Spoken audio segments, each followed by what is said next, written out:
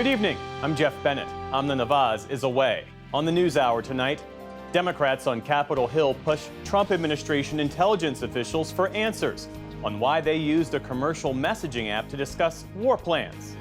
The Wall Street veteran nominated to lead the Social Security Administration is questioned about potential cuts at the agency. And we speak with Finland's president about efforts to end the war Russia started in Ukraine. European security is in the interest of American security and vice versa.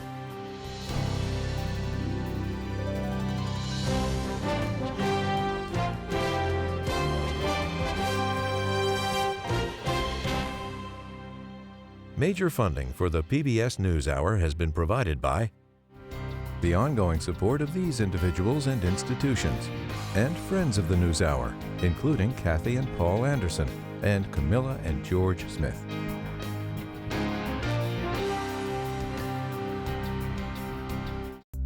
You know, as somebody coming out of college, it can be very nerve-wracking, not knowing what to expect, whether you'll like your job or not, whether you'll make friends, whether you'll fit in. And here, I feel like it's so welcoming and such an inclusive place to work. You just feel like you're valued. The Charles F. Kettering Foundation, working to advance inclusive democracies. Learn more at kettering.org. The John S. and James L. Knight Foundation, fostering informed and engaged communities. More at kf.org. And with the ongoing support of these individuals and institutions.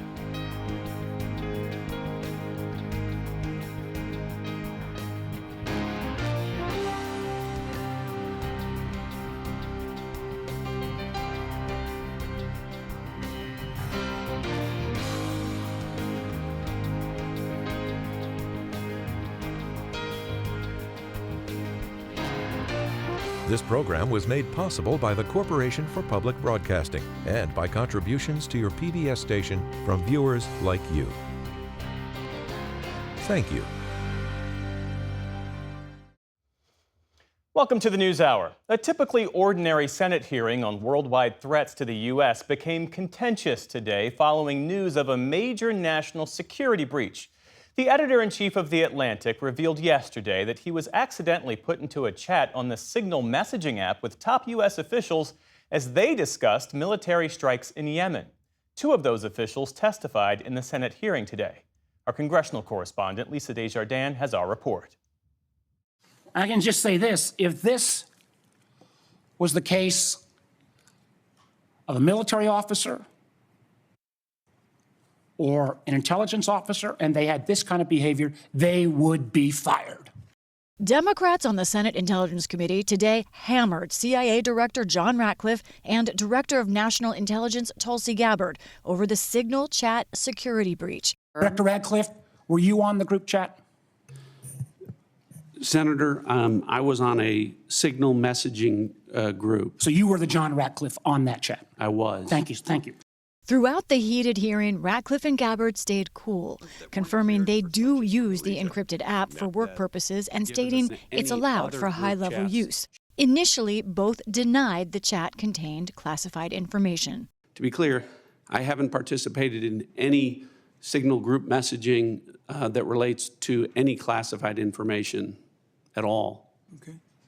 Director Gabbard? Senator, I have the same answer. I have not participated in any Signal group chat or any other chat on another app that contained any classified information. In The Atlantic's bombshell report, editor-in-chief Jeffrey Goldberg wrote the text chain disclosed, quote, information about targets, weapons the U.S. would be deploying, and attack sequencing. Asked about those specifics, Gabbard and Ratcliffe gave versions of the same non-answer. I don't recall. I don't recall giving that instruction. In that setting, I don't recall. With a few definitive moments. The deliberation between principals in our national security apparatus about whether or not to strike another country, would you consider that to be classified information? Pre-decisional strike deliberation should be conducted through classified channels. Is your testimony that it was appropriate that he was added to this Signal threat? Democrats say the chat posed an unacceptable national security risk. Did you know that the president's Middle East advisor was in Moscow on this thread while you were, as director of the CIA, participating in this thread? Were you aware of that? Are you aware of that today? I'm not aware of that today. This sloppiness, this incompetence, this disrespect for our intelligence agencies and the personnel who work for them is entirely unacceptable. It's an embarrassment. Senator, you need to do better. Later in the hearing, Gabbard and Ratcliffe seemed to say that nothing classified from their agencies was involved, but they couldn't speak for the Pentagon. Is stunning to me. And the idea somehow, well, none of this was classified, but we can't talk about it here. You can't have it both ways. I think the witness's point is that they can't speak for every official in the government who has original classification authority. Most Republicans didn't ask about the leak. A few said they would talk only behind closed doors. I'm going to address it, but I'm going to address it in the closed session. Outside the hearing room, one Republican who stopped had little to say. I mean, you heard what I heard. Yeah. I don't really have anything to add to that. I just think there's going to be have to be more investigation into the facts and circumstances. But at least one House Republican was critical with me earlier today. China and Russia is clearly on these networks.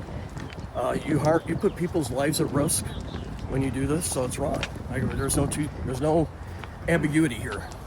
Former intelligence chair and ranking Democrat Mark Warner went much further, particularly about Hegseth, who reportedly shared the most specifics. For me, particularly, if Secretary Hegseth let this information out, he should resign. For his part, Hegseth has slammed the report, late yesterday saying it was flat wrong. Nobody was texting war plans, and that's all I have to say about that. We'll look into it. President Trump, speaking today in the White House Cabinet Room, played down the breach. There was no classified information.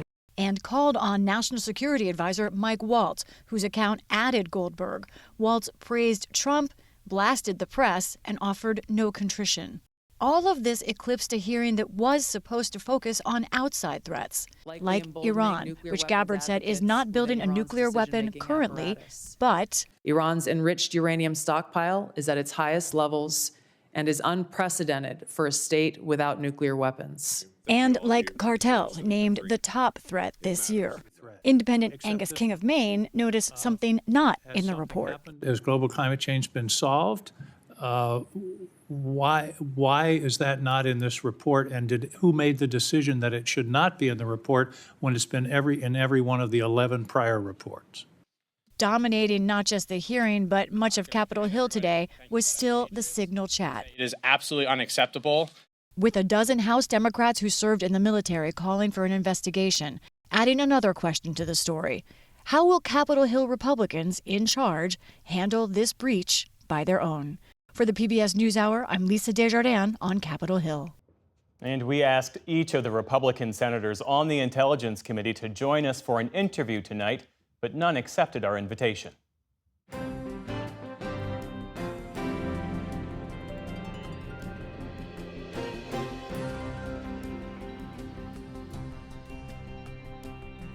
We start the day's other headlines with a breakthrough between Russia and Ukraine. After 3 days of separate talks with the U.S., both sides now say they've reached an agreement to ensure safe navigation in the Black Sea and to take steps towards stopping strikes on energy facilities, a limited ceasefire in pursuit of a comprehensive peace deal. In Kyiv today, Ukrainian President Volodymyr Zelensky praised the development and the U.S. for brokering it, but he indicated there are still questions about the deal's enforcement. These are the first steps, not the very first, but initial ones with this presidential administration towards completely ending the war. It doesn't say in the statement what happens if someone violates. I understand why, because the American side really wanted all this not to fall apart. These are the first agreements. They don't want them to fall apart. The Kremlin warned the deal is contingent on the West easing its sanctions on Russian food and fertilizer exports. The U.S. pledged to help make that happen. Zelensky insisted the deal did not require sanctions relief. The Oscar-winning Palestinian director of the documentary No Other Land was released by Israeli authorities a day after soldiers detained him in the occupied West Bank. Hamdan Balal left an Israeli police station today with bruises on his face and blood on his clothes, he says from being beaten by Israeli settlers and troops. Meantime, on Capitol Hill, President Trump's nominee to be ambassador to Israel assured senators at his confirmation hearing that his personal views would not affect his work. Former Arkansas Governor Mike Huckabee is an evangelical Christian who has supported Israel's right to annex the West Bank. It'll be my duty to carry out the president's policies, not mine. One of the things that I will recognize, an ambassador doesn't create the policy, he carries the policy of his country and his president. In Gaza, Israeli airstrikes overnight killed at least 23 more Palestinians. Health officials say nearly 700 people have been killed in just the past week. Tens of thousands of Gazans are under new evacuation orders as Israel resumes and ramps up its campaign against Hamas. A court has ordered the prominent South Korean-based church known as the Unification Church to dissolve in Japan. That church has faced scrutiny following the 2022 assassination of former Japanese Prime Minister Shinzo Abe. An investigation revealed ties between the church and Abe's party, the Liberal Democratic Party, that spanned decades. The man accused of shooting Abe blamed the church's fundraising practices for bankrupting his family. The Unification Church called the ruling regrettable and unjust, representing a serious threat to religious freedom. Pope Francis came so close to death during his recent hospitalization that his medical team briefly considered ending treatment so that he could die peacefully. The doctor coordinating the pontiff's hospital care said today that a breathing crisis in late February forced them to choose whether to stop and let him go or to push it, taking the very high risk of damaging other organs.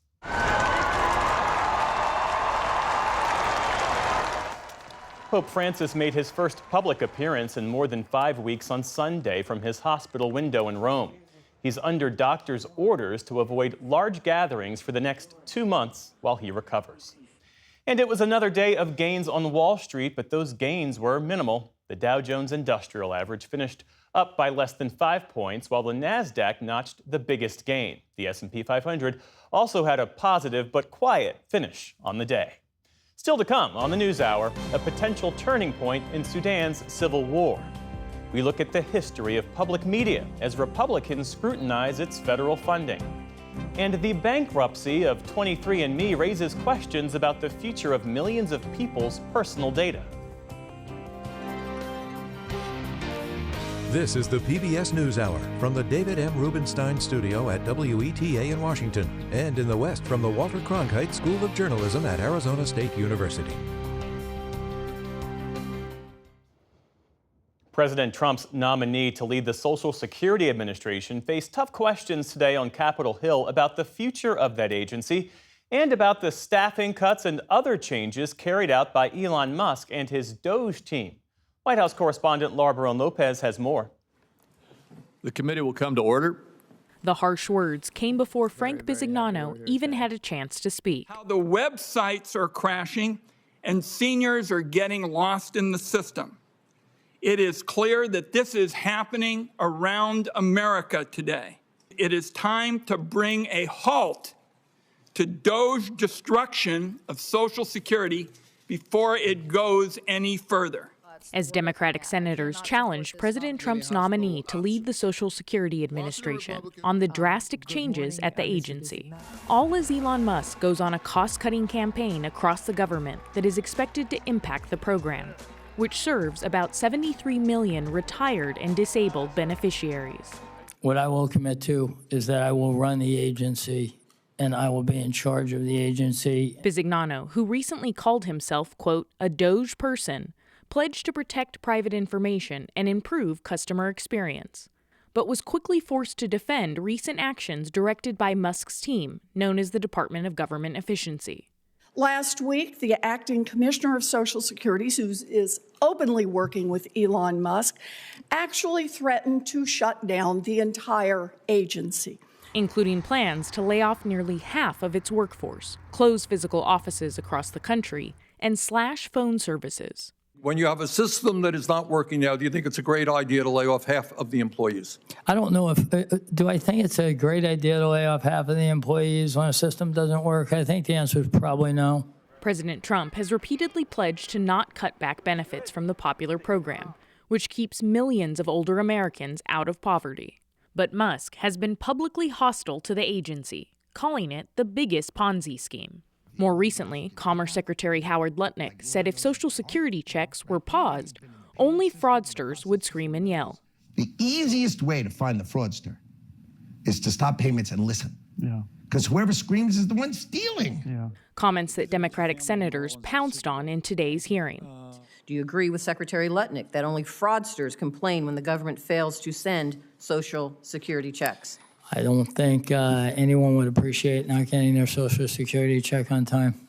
Bisignano, a longtime financial executive and current CEO of Fiserv, was also asked repeatedly whether or not he intended to privatize the system, something he declined to flatly rule out. I've never thought about privatizing.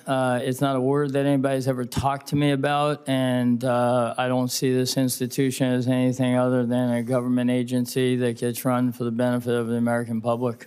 Republicans praised his track record. You have exactly the right sort of skills that we need. And they accused their Democratic colleagues of fear-mongering.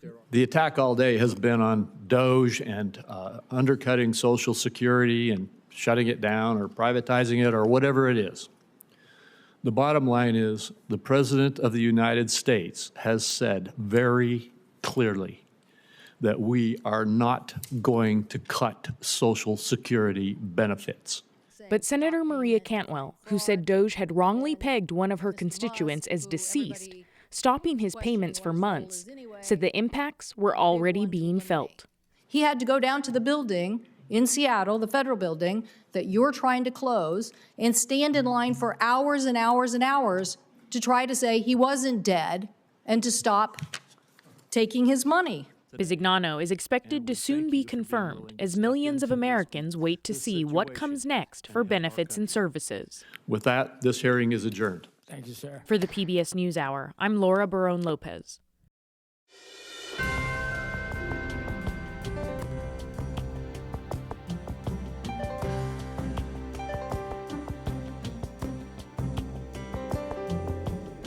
After nearly 2 years of brutal civil war between Sudan's army and the paramilitary Rapid Support Forces, a potential turning point.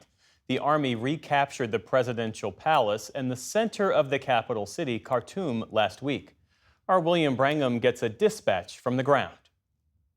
Tens of thousands of people have been killed in Sudan's civil war, and the fighting has triggered the biggest humanitarian crisis in the world, with an estimated 14.6 million people displaced. Both sides are credibly accused of committing war crimes, and the U.S. has accused the paramilitaries of committing a genocide. The New York Times' Declan Walsh is in Khartoum, and he joins us now. Declan, thank you so much for being here. You and photographer Ivor Prickett were among the first into Khartoum after the army made these substantial gains and retook the center of the city and the presidential palace. Can you tell us what it is you first saw when you entered the city? We found when we crossed the River Nile into that city centre area that until just days earlier had been held by the RSF for the previous 2 years, we found these scenes of utter destruction, almost apocalyptic. We drove along the Nile, all of the buildings, the government buildings that symbolize power and authority in Sudan, the army headquarters, various ministries, and finally getting to the presidential palace, they all lay in ruins. There were destroyed cars everywhere. Many shops had been looted, and it was just this picture of a city that has been really bent low after 2 years of war. You reported that there is still fighting ongoing outside of the city. So is there any sense that this victory by the army could be a turning point in the war? I think there's little doubt, William, that this is certainly a major moment in the war. The paramilitaries had held the capital from the first days of the conflict in April 2023 until just last week. And now they've lost it. So that is certainly going to change the dynamic of the war until, certainly the end of last year, the United States and Arab and African countries were leading efforts to try and find some sort of diplomatic or negotiated settlement to this conflict. But that does not appear to be in view right now. The leaders on both sides have made it clear that they want to try and settle this militarily. And in fact, the Sudanese military, its leader, just some days ago in a speech, made it clear that he sees this the gains against RSF as a step towards retaking the capital entirely, and then, as he puts it, to ending the war. This war, as you have so ably documented, has been an absolute humanitarian nightmare for the people of Sudan. What is the current status of that humanitarian crisis? It's extremely serious. Since we've been here, we have traveled around parts of the city that had changed hands in recent weeks and months, and we met many people who were in a dire situation. People with no water, no electricity, in many cases for the last 2 years. Malnourished children in extremely badly provisioned hospitals, some of them literally gasping for life. And their parents told us that they had been living in areas where they were unable to get any food, or certainly very meager food rations, because of the fighting. There are aid groups that have accused both sides in the war of using food as a weapon of war, of denying food access to humanitarian groups in areas that are controlled by their enemies. And we certainly saw on the ground here the really dire consequences of all of those factors coming together. And that's just here in Khartoum, in the capital. Out in the west of Sudan, in particular in the area of Darfur, conditions are in many cases even worse. A famine has officially been declared already in parts of Darfur. Do you have any sense as to whether the Sudanese army, if they are able to continue to hold the upper hand, would be interested in trying to ameliorate that humanitarian crisis? Certainly both sides in this war are very keen to show that they are for the people. And the Sudan military has said that it intends to, after it recaptures the capital. We spoke with senior generals today who told us they think it could be just a matter of weeks before the capital is fully back in the military's hands. They say that they will start to rebuild. They've already started to encourage some people, some Sudanese who've been displaced to cities hundreds of miles away, to start returning home. But to be honest, when you look around the scale and intensity of the devastation in this city, one of the huge questions that looms is just how the Sudanese are going to set about rebuilding this broken city. There are no estimates yet of how much that would cost, but you can only imagine that it would be a huge figure, and it's hard to know right now where that money might come from. All right, that is New York Times reporter Declan Walsh from Khartoum, along with photographer Ivor Prickett. Thank you so much for sharing your reporting with us. Thank you, William.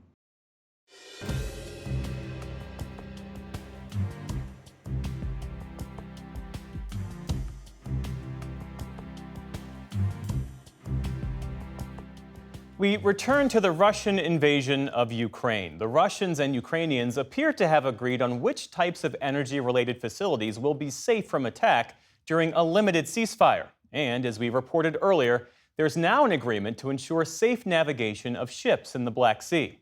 I spoke earlier with the president of Finland, Alexander Stubb, about all of this, the threat from Russia, and broader U.S. relations with Europe.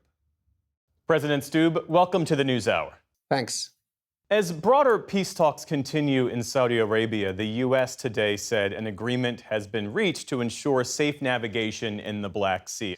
Does that provide any hope toward a more encompassing ceasefire deal? Yeah, definitely. I mean, I think we have to split the process into two. First is a ceasefire, and only after that can you negotiate an actual peace agreement and a peace settlement. And it looks like we're taking the ceasefire step by step. So first there was an idea of not bombing energy and infrastructure. Now we're going to the Black Sea. So I think what the Americans have brokered here is a good first step towards some kind of a full-on ceasefire. And the U.S. is also acknowledging that it will pursue sanctions relief for Russian food, fertilizer, and shipping companies. Is that an appropriate accommodation for Russia in your view? Well, I can't take a stand on what the American administration does on sanctions. On the European side, I don't see any lifting of sanctions at this stage. As a matter of fact, we're working on a 17th package. But it is with certain joy that I hear that American senators are putting up a sanction package led by Senator Lindsey Graham, where the idea is that if the ceasefire is broken, then a new wave of sanctions will be put down. Because in my experience, the only thing that Putin and Russia understands is power. Let's talk more about that, because there is concern across Europe about the current administration's stance on Vladimir Putin. President Trump's envoy, Steve Witkoff, in a recent interview with Tucker Carlson, called Vladimir Putin super smart, said he didn't regard him as a bad guy. And he also suggested that there are Ukrainians who want to live under Russian rule. Take a listen to what he said. I think the largest issue in that conflict are these so-called four regions: Donbass, Yes. Crimea, the names Lugansk, yeah. Lugansk, and there's two others. They're Russian-speaking. Yep. There have been referendums where the overwhelming majority of the people have indicated that they want to be under Russian rule. Yes. I think that's the key issue. Who doesn't want to have a world where Russia and the United States are doing collaboratively good things together? What's your reaction to that? Finland has a 1,340-kilometer long border with Russia, and we've coexisted with Russia and the Soviet Union. Since the 1300s, we've had roughly 30 wars and skirmishes. So my take is that with Russia, you always have to be alert and you have to be quite careful. Perhaps Mr. Witkoff looks at things a little bit from a real estate perspective and sees this a little bit as a zero-sum game. And in my experience with the Russians, it's a little bit more complicated than that. The only thing that Russia understands is power. There's a saying that if you have a bayonet in your hand in Russia and it's soft, you push it through. If it hits something hard, you pull back. And I think right now is the time to be hard, not soft with Russia. Given Finland's long border with Russia, how have you adjusted your defense strategy in light of the invasion? Well, we really haven't, apart from, of course, joining the alliance. You have to remember that having had such a long border and experience with Russia, we've always had one of the strongest militaries in Europe. We have 62 F-18s. We bought 64 F-35s from the US. We have long-range missiles, land, air, and sea. And we have the biggest artillery in Europe together with Poland. And as I always say, we don't have them because we're worried about Stockholm. We have them because we want to have a deterrent towards Russia. You have said that the only real solution to deter Moscow was to militarize Ukraine to its teeth. How can Europe do that without the full support of the U.S.? Is it possible? Well, we have to work hand in hand. The first observation to make is that, of course, the biggest military power in Europe right now is Ukraine. Just give you one example. 3 years ago when the war started, they were not able to produce any drones. Last year, they produced 1.5 million. This year, they will produce 4.5 million. So, of course, we need to continue to support Ukraine. But it is, in all honesty, very important, of course, that the United States continues to support Ukraine, because what we want to do is we want to avoid this thing happening again. And the only way in which you do it is by making sure that Ukraine is strong enough that there's no incentive for Russia to attack again. You mentioned that Finland is buying some 60-plus F-35s from the U.S. A number of European leaders, your counterparts, are now apparently looking to buy weapons from elsewhere because they view the U.S. as being a less than reliable partner. For example, just today, a conservative member of parliament in Denmark tweeted in response to the speculation about F-35 having a kill switch that would allow the U.S. to potentially disable it. But in this tweet, he says, "I don't know if there's a kill switch in the F-35s or not. We obviously cannot take your word for it. I can easily imagine a situation where the USA will demand Greenland from Denmark and will threaten to deactivate our weapons and let Russia attack us when we refuse. Therefore, buying American weapons is a security risk that we cannot run." Do you share that view? Well, no, I don't share that view. I mean, two observations on this. Finland has been working on military and defense industry and cooperation with the United States since the early 1990s when we bought our over 60 F-18s. Always a very reliable partner in so many ways. As a matter of fact, in my first phone conversation with President Trump, we discussed the F-35s, and we're on track for the first delivery before the end of this year, and we'll continue to work with the American military industry. Just a little gentle reminder, I think, two things. One is that military planning is always long-term, so you don't make these orders and then just suddenly say, sorry, we're not going to do it. I mean, these are really, really long processes. We're talking 5, 10, even 15 years, so you can't sort of just switch them off. The second one is that I don't think that there's a disincentive for the US military industry to wind down in Europe. The reason is that Europe actually buys double the amount of stuff from the US in terms of military equipment, in terms of vehicles, in terms of the F-35s than the US does itself. On the matter of defense spending, historically, Europe has relied on the U.S. for security, leading to a underinvestment in Europe's own defense capabilities. Some European countries have increased their own defense spending. But what's really required in shifting that paradigm, as President Trump has called for? Well, my first observation is to say that President Trump is right. And the pressure that he has put on allies in NATO has been very welcomed. But there are a lot of our European allies that haven't done enough. So when President Trump started to put pressure on the allies in 2016, there were only about 3 NATO countries that went over the 2% threshold. Now we're 23. The US wants Europe to take more responsibility for its own security and defense, and I think the US is right on that. But the transition is long, and this is not binary. We're allies, we're in this together, hand to hand. European security is in the interest of American security and vice versa. Looking ahead, how do you see the geopolitical landscape in Europe changing as a result of the war in Ukraine and compounded by the current administration's approach toward Moscow? 2 things come to mind. The first one is I've never seen the European Union or Europe as united as we are right now. If someone would have told me 3 years ago that Finland would join NATO, that Sweden would join NATO, that Ukraine would become a member of the European Union, etc., I said, not in your wildest dreams. The second observation to make is that, in the first 5 weeks of the Trump presidency, he has probably done more to give incentive for Europe to take care of its own security and defense than we have seen in the past 30 or 50 years overall. So there is a paradigm shift. I think the most important thing to keep in mind here is that values bind, and that's why I think interests bind as well. So it's going to have to be a continued partnership, transatlantic partnership between Europe and the United States, where Europe takes more responsibility. Because we all understand that when it comes to Putin, all he wants basically is imperialism, and we don't want that.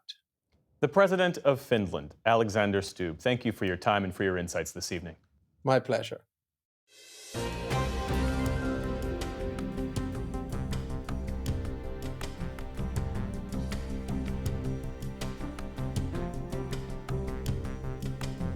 The genetic testing company 23andMe has filed for bankruptcy, and its potential sale has raised alarms about what could happen to the DNA data of its millions of users. 23andMe was once a pioneer in the DNA testing kit industry, allowing customers to send in samples to get information about their heredity and genetics. Yet the company faced backlash after hackers leaked the genetic data of millions of users in 2023. More than 15 million people have provided genetic information to the company. Privacy and cybersecurity experts are now concerned about what this could all mean. Ginny Faz is watching this closely for Consumer Reports and joins us now. Thanks for being with us. So what does the sale of 23andMe mean for people's privacy? Well, there are 15 million people who have used 23andMe to create DNA data. People are interested in understanding their family history and their genetics, but the mere creation of this data means that there is highly sensitive information out there. And because 23andMe is going through bankruptcy, and that data could be changing hands, it means that some of the most sensitive data that a consumer can create may be at risk. Are there any rules or protections about what could happen to the data if a sale does take place? There are. So in the United States, many states have passed privacy laws. And what these privacy laws allow is the ability to delete your data entirely from a company. And so what that means is if you are a 23andMe customer and you are worried about this sensitive information being out there and possibly changing hands, you can initiate a deletion of your data with 23andMe. And you would do that by going to their website. And it's also true that the company has already used and even shared some of the data before now. What more do we know about that? Well, according to 23andMe's privacy policy, in addition to genomic data, which is the A's, C's, T's, and G's that we all learn about in science classes, they also collect a lot of personal information about their customers. So that's things like your home address, your family history, your payment information, those sorts of things. So they're sitting on a pretty robust amount of data for each of their customers. And because the privacy policy gives them dispensation to use that data in lots of different ways, it's hard to know as a customer how exactly that data is being used. You would have to read a multi-page privacy policy with a lot of legalese to understand. And in the case of this bankruptcy, it's possible that that data will change hands and be beholden to different policies. So there's a lot of uncertainty out there. And that's why we are advising 23andMe customers to delete their data as soon as possible. How would people do that? So if you want to delete your data from 23andMe, you should log into your account on their website and go to settings where you can navigate to deleting your data. In some states, that deletion of data will also allow the actual original test sample to be deleted. And there's a way to specify that you want that removed on the 23andMe site as well. Should consumers of other DNA testing companies be concerned? Well, something I will say is that when you create DNA data, it is hard to know what will happen to the institution that you've given that data to. So even if you feel really good in the moment about a company having access to this sensitive information, that company could fold, that company could sell, that data could change hands, and it's hard to know where it will end up. Imagine a world where the 23andMe data is somehow acquired by an insurance company. That data could be used to deny you insurance coverage. It could be used to charge you higher premiums for life insurance, for long-term care insurance, for disability insurance. And so if you're going to create DNA data or genetic data, it's important to think through everything that could happen in the future, even if you trust the group that you'd be working with. That, in fact, was my next question for you. I mean, how might this information be used? Beyond the example you just gave of an insurance company, what are the other possible uses and concerns? Well, something about this data is, DNA data is unique to every person. And so what that means is there's a lot of clues that can be read as far as your health in this data. So this data may reveal diseases you already have or diseases you could be predisposed to. It can often reveal who you're related to, possibly even where your relatives live, other information about your relatives. It could reveal family secrets. There's a lot that could come from this data falling into the wrong hands. And so that's why if you have created your DNA data with 23andMe especially, we advise you to delete that as soon as possible. Ginny Foz, Director of Product and R&D at Consumer Reports. Thanks for joining us this evening. We appreciate it. Thank you.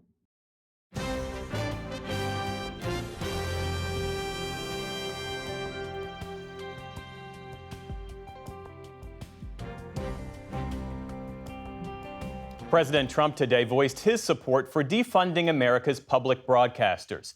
It comes a day before the heads of PBS and NPR testify in front of the House Subcommittee on Delivering Government Efficiency, or DOGE. The hearing will examine alleged bias in public media, with calls for federal funding cuts growing louder. That funding, in part, helps support the work of PBS News. We wanted to take a moment to explain exactly how public media is funded and, more broadly, how we got to this point. William Brangham is back with that. Help me God. So help me God. Congratulations. In the weeks since President Trump took office, his allies have repeatedly taken aim at the nation's public broadcasters, accusing them of liberal bias. Pushing leftism. Liberal indoctrination. Propaganda from the left, and that's why we need... Elon Musk has also called for defunding PBS and NPR. Now, allegations of bias and threats to public media are about as old as the industry itself, so it's important to understand the history. Remington Electric Shaver. For a lot of the 1900s, broadcasting in the U.S. was dominated by commercial networks. They sold on-air ads and used that revenue to pay for programming, but some wanted an alternative. So in the 1960s, the Carnegie Corporation launched a study of non-commercial TV in the U.S. and how to bring it to more Americans. A system that, in their view, could focus more on educational programming, making sure that all members of society have access to broadcast media, going places where there simply were not incentives for a commercial media system. A key recommendation of the Carnegie Report was for the federal government to provide funds to help operate stations across the country. In 1967, President Lyndon Johnson signed the Public Broadcasting Act, which did just that. Today, we rededicate a part of the airwaves which belong to all the people. The law led to the creation of the Corporation for Public Broadcasting, or CPB. It's a nonprofit composed of Republicans and Democrats that's responsible for distributing federal dollars out to local stations. The vision of public broadcasting was that it was a decentralized network of local stations, and local stations themselves should really be at the heart of what public media was. Almost instantly, public broadcasting began featuring a kind of television no one in the U.S. had seen before. Oh, hi, Gordon. How are you? Children's programming like Sesame Street and Mr. Rogers' Neighborhood. It's a beautiful day for a neighbor, would you be mine? Arts and culture shows like The French Chef with Julia Child. And this is going to be an all-purpose batter. And Masterpiece Theater. By 5 modern English novelists. As well as news. Good evening from Washington. In 1973, Robert McNeil teamed up with Jim Lehrer for gavel-to-gavel coverage of the Watergate hearings. That broadcast eventually became the McNeil-Lehrer Report, and later the PBS NewsHour. Good evening, I'm Jeff Bennett. And I'm Amna Nawaz. On the news. But there was always something missing, a permanent funding mechanism. The original Carnegie Report had suggested a tax on TV sales to make sure the money wasn't ensnared in the yearly appropriations battle, but that didn't make it into the 1967 law. When the Public Broadcasting Act passed with no real plan in place to politically insulate public media, it set the stage for, I think, 6 decades now of threats to public media funding, often for political reasons. So public broadcasting had to regularly fight for its funding. In 1969, one of its biggest stars testified on Capitol Hill. I feel that if we in public television can only make it clear that feelings are mentionable and manageable, we will have done a great service. I think it's wonderful. Looks like you just earned the $20 million. But the fight never stopped. In the 1990s, what we see are social conservatives who have anxiety about the political direction of some public television programming, joining forces with economic conservatives who think that the transformations in the media landscape that had taken place from 1967 to the present no longer required federal support. The mix of an economic rationale with a cultural rationale to try to dismantle federal support for public media continues throughout the successive decades. Every Republican administration except Gerald Ford's has tried to cut public media funding. Here's what then presidential candidate Mitt Romney said in a 2012 debate moderated by Jim Lehrer. I'm sorry, Jim, I'm going to stop the subsidy to PBS. I'm going to stop other things. I like PBS. I love Big Bird. I actually like you, too. But I'm not. In his first term, President Trump proposed defunding public media. This year, Republicans have introduced multiple bills to do the same. Government doesn't need to subsidize the media anymore because the world's changed. But I still probably wouldn't object that much if the reporting by these entities was fair and was balanced, but it is not. We should note here, independent analyses have found both PBS and NPR to be among the most objective and reliable news sources in America. But back to the question of funding. For 2025, Congress appropriated $535 million to CPB. That's less than 1/100% out of the total federal budget. It costs, on average, per American, a little over $1.50 a year. Most of those funds are distributed to some 1,500 local stations nationwide, which produce shows themselves and pay NPR and PBS for the rights to air national shows. But federal funding makes up just a fraction of public media's budgets. The average public radio station gets about 8% of its revenue from the CPB appropriation. For TV stations, it's roughly 17%. So to make up the difference, the system relies heavily on donations, grants, and sponsorships. The U.S. is almost literally off the chart for how little we allocate towards our public media. At the federal level, it comes out to a little over $1.50 per person per year. Compare that to the Brits, who spend roughly $100 per person per year for the BBC. Northern European countries spend well over $100 per person per year. And it really shows in the health of their public broadcasting systems. They tend to view those systems as essential democratic infrastructure. And indeed, data show that there is a positive correlation between the health of a public broadcasting system and the health of a democratic governance. Now on Frontline. Federal funding today helps pay for everything from investigative documentaries on Frontline to full-length live concerts. It funds historical dramas and Ken Burns' historical films that bring our history to life. Public broadcasting also provides emergency broadcasting services. It's often the last source of news and information during moments of natural disaster. It's committed to this kind of universal service mission that, again, a commercial media system is very unlikely to adhere to. And that mission reaches 99% of the country, with public media stations broadcasting everywhere from South Florida to northern Alaska. For the PBS NewsHour, I'm William Brangham.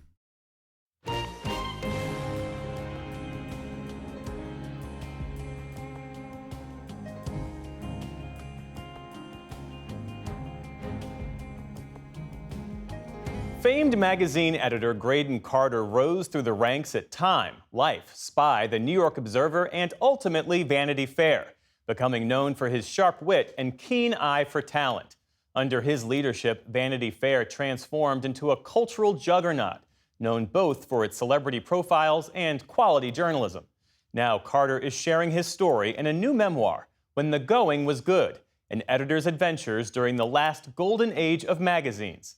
I spoke with him last week. Graydon Carter, welcome to the NewsHour. Thank you so much, Jeff. Let's start our conversation where you open your memoir, the heavy anxiety you were feeling as Vanity Fair was about to out Mark Felt as the Watergate informant Deep Throat, scooping the Washington Post on their own story.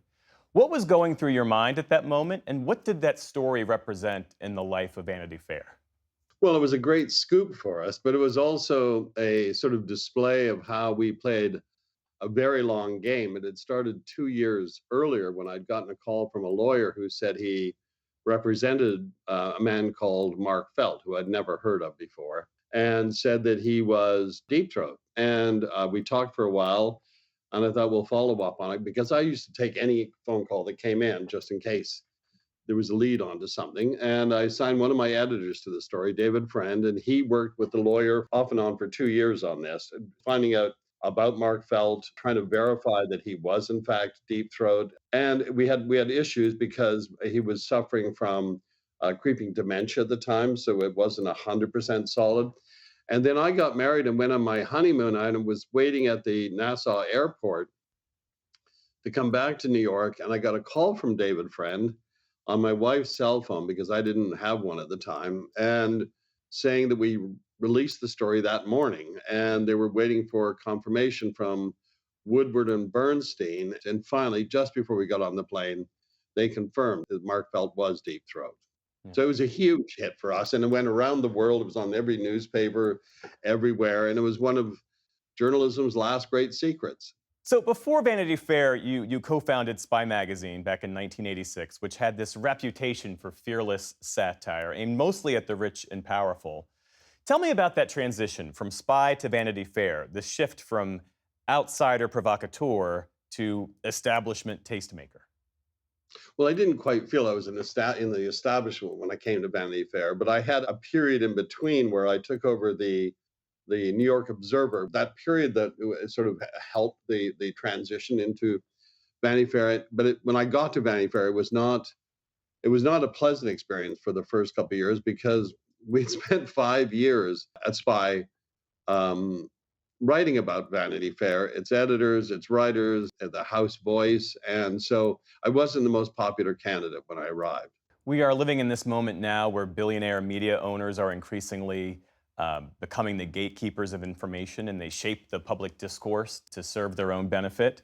But you describe your old boss, Condé Nast Chairman Cy Newhouse, as this unwavering champion who provided you with editorial and financial freedom. How did he influence you and ultimately shape your career? Well, one thing that differentiated Cy from a number of sort of new billionaire owners is Cy absolutely loved what he made. He's in charge of Condé Nast, which are magazines, and Random House. He loved books and he loved magazines, and that's a baseline to become a great proprietor. He loved editors. He gave them everything they needed to succeed.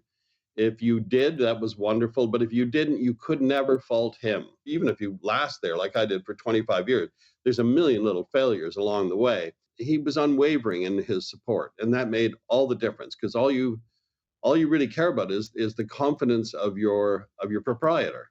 You mentioned the million little failures. There were lots of successes, too, at Vanity Fair, to include the new establishment list, the annual Hollywood issues that you crafted. What was the thinking behind those franchises? Desperation at first. The Oscar party came first, and that was I'd gone to Swifty Lazar's last Oscar party, and he invented the whole notion of the Oscar party. I went to his last one, then he died in December. And I decided that we could probably take his place the next March. And so we scrambled to pull it together. And we had like 150 people for dinner and maybe 150 or 200 people from the Academy Awards afterwards. And my philosophy is always that if you're going to fail, best do it with the smallest audience possible. But it was a success. And so each year it grew and grew, and it became eventually an institution. What were the hallmarks of the golden age of print magazines? The ability to assign writers to write at great length, if they were writers who could write at great length, to send them anywhere in the world, but also all the other editors were at the absolute tops of their game. So everybody was good. The competition was extreme for readers, for advertisers, and for writers and photographers. So that sort of got you up and going every day. And there was a 40-year period there where magazines were thick and writers were paid well and photographers were paid well. And they helped shape the culture more than newspapers did, more than television in a way. There was a newsstand on every major street corner in every lobby of every office building. And those are all gone now. So it was even the ways of seeing a magazine have changed because you just walk by a newsstand, you see all these covers, and it immediately gave you like a snapshot of what the culture looked like at that particular moment. Writing this memoir, I imagine, was a process of reflection. What about you, your attitude, or your approach has been key to your success? I think a good editor is a fearful one, both a curious one and a fearful one. Curious in that you're interested in many things, and fearful in that you think that the story you've assigned today, somebody else is going to do it earlier and better. And so that's what kept you going, is just the thrill of the chase. It's still what keeps me going. Graydon Carter, the memoir is When the Going Was Good, an editor's adventures during the last golden age of magazines. Thanks again for your time. Jeff, thank you.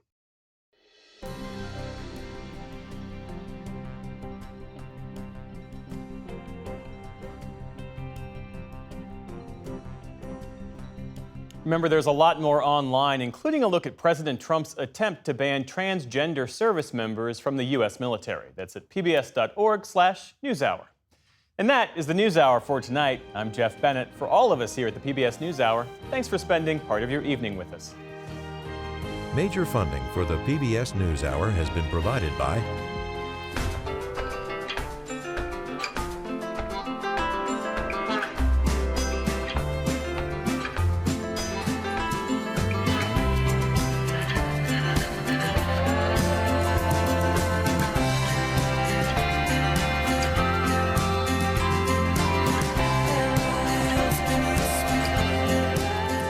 moving our economy for 160 years.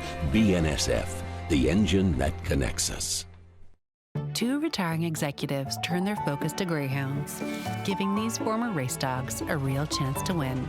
A Raymond James financial advisor gets to know you, your purpose, and the way you give back. Life well planned. Certified financial planner professionals are proud to support PBS NewsHour. CFP professionals are committed to acting in their clients' best interest. More information at letsmakeaplan.org.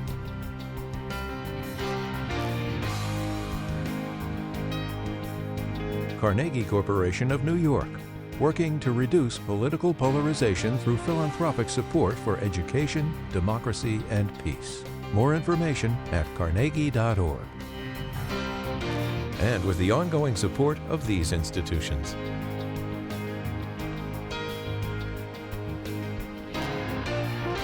This program was made possible by the Corporation for Public Broadcasting and by contributions to your PBS station from viewers like you. Thank you.